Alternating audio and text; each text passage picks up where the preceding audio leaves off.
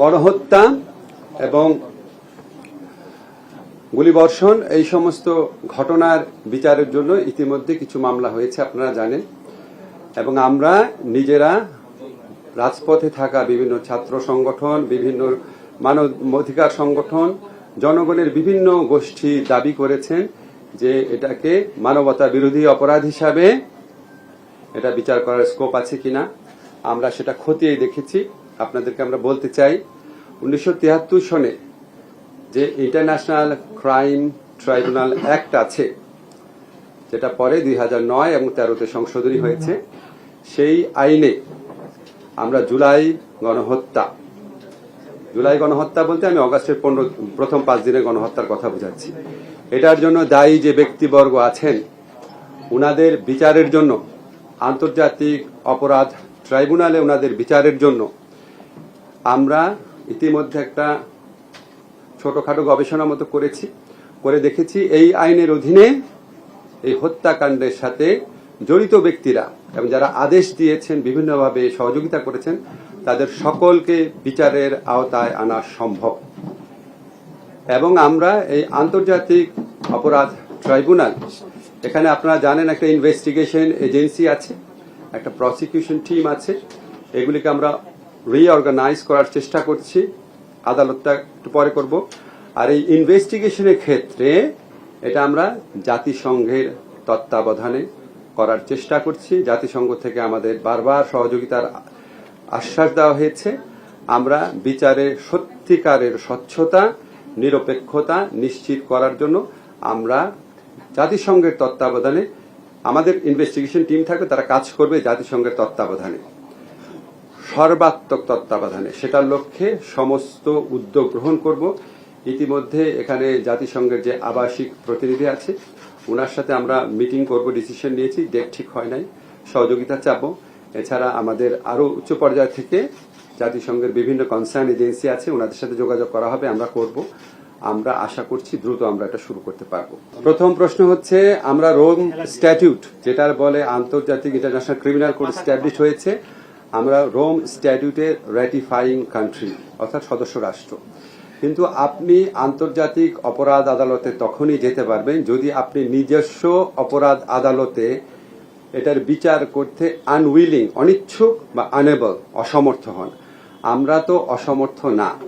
আমরা এই বিচারটা করা যায় নাকি সেই ব্যাপারে আমরা বদ্ধপরিকর, এবং এই বিচারের আওতায় সর্বোচ্চ পর্যায়ে, বিগত সরকারের সর্বোচ্চ পর্যায়ে ব্যক্তিদের সংশ্লিষ্টতা খতিয়ে দেখে উনাদেরও বিচার করা সম্ভব বলে এটা আমরা মনে করছি। ভিকটিম পরিবারের ন্যায় বিচার পাওয়ার সবচেয়ে বড় একটা স্কোপ তৈরি হয়েছে।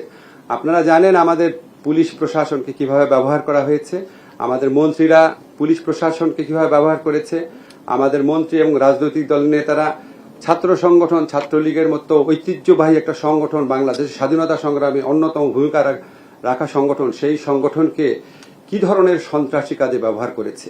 এখন আমরা শুধুমাত্র পুলিশ, ছাত্রলীগের অপরাধ দেখলে তো হবে না। যাদের কমান্ড ছিল, যাদের আদেশ নির্দেশে তারা করেছে, সে সর্বোচ্চ পর্যায়ে ব্যক্তিও যদি হয়, সেটাও এই আইনের আওতায় বিচার করা সম্ভব। যেই জন্য আমরা মনে করছি অপেক্ষাকৃত দ্রুততর সময়ে এই ঘটনার জন্য, এই হত্যাকাণ্ডের জন্য দায়ী, বারবার আমি বলছি, ক্ষমতার সর্বোচ্চ কেন্দ্র থাকা ব্যক্তিদেরও বিচার সম্ভব দেখে আমরা মনে করছি এই আইনের অধীনে ন্যায় বিচার, মানুষের বুকের ক্ষত, মানুষের আহাজারি। আমরা যখন এখনো, আপনারা সবাই জানেন, আমরা এখনো যখন এই মুগ্ধের ছবিটা দেখি, আবু সাইদের ঘটনাগুলো দেখি, আমি আর বলতে চাই না, এগুলি এখনো আমাদের বুকে হাহাকার করে ওঠে। তো উনাদের সবার এই ন্যায় বিচার নিশ্চিত করার জন্য শুধু যে পুলিশ বা ছাত্রলীগের যারা হুকুম পালন করেছে তাদের বিচার না, এটার সাথে জড়িত সবার বিচার এই আইনের আওতায় আনা সম্ভব। আইসিটিতে বিচারের উদ্যোগ নেওয়া হবে, এটা ক্যাটাগরিক্যালি বলতে পারেন। এই আইসিটি যে আন্তর্জাতিক অপরাধ ট্রাইব্যুনাল আছে, এই বিচারের আওতায় আমাদের সাবেক সরকার প্রধান সহ অন্য যারা জড়িত থাকার অভিযোগ রয়েছে, যাদের আদেশ নির্দেশ থাকার অভিযোগ রয়েছে, আমরা পত্রপত্রিকায় দেখেছি, কিছু মন্ত্রীর নাম দেখেছি, সর্বোচ্চ পর্যায়ে আমরা এখানে কোনো ছাড় দিব না। যদি এখানে আমাদের বিদায়ী সরকারের প্রধানমন্ত্রী সহ অন্যদেরও যদি কমান্ড রেসপন্সিবিলিটি থাকে আমরা সেটা পর্যন্ত খতিয়ে দেব। স্যার সেক্ষেত্রে ফিরিয়ে আনার ব্যাপারে কোনো উদ্যোগ নেবেন কিনা স্যার? আপনি বলছেন যে আমরা তো প্রথম করব। আমি তো আপনাদের ধরেন এত কিছু উত্তর দিতে পারবো না এখনই। আমরা বিচারের উদ্যোগ নিব, তারপরে ওইটা হচ্ছে পরের প্রশ্ন, সেটা আমরা খতিয়ে দেখব। বিচার কার্য শুরু হলে আসামি যারা থাকবেন তারা পৃথিবীর যে কোনো প্রান্ত থেকে, মানে বাংলাদেশে আসার মতো মানে আন্তর্জাতিক সম্পর্ক কোনো দেশের নাই, যে আপনারা জানেন। তো যাদের আপনার যেমন ইসরায়েলি নাগরিকরা আসতে পারে কিনা আমি শিওর না, বাট যারা অন্য যে কোনো দেশের যারা আসতে চান আইনজীবী হিসাবে এই জুলাই হত্যাকাণ্ডে জড়িত ব্যক্তিদের পক্ষে আমরা তাদের কোনো বাধা দিব না। আপনারা তো জানেন একটা বিচার কার্য কত জটিল বিষয়। আমাদের প্রথম প্রায়োরিটি হচ্ছে জুলাই হত্যাকাণ্ডের বিচারের উদ্যোগ। সেকেন্ড প্রায়োরিটি হচ্ছে এই যে আপনাদের গায়েবী মামলা হয়েছিল, অবিশ্বাস্য সব মামলা, যেগুলি আপনারা সাংবাদিকরা যেগুলি উদ্ঘাটন করেছেন, আপনারা সাংবাদিকরা প্রমাণ করে দিয়েছেন গায়েবী মামলা আপনাদের রিপোর্টে, কিন্তু আনফরচুনেটলি আমাদের বিচার বিভাগের চোখে পড়ে নাই। কেন পড়েনি আমি খুব অবাক হতাম। আল্লাহ আমাকে সুযোগ দিয়েছে এটা জানার, চেষ্টা করার জানার। অবশ্যই আমরা গায়েবী মামলা প্রত্যাহার সহ মিথ্যা ষড়যন্ত্র মামলা যা হয়েছে পরের স্টেপে আমরা দেখব।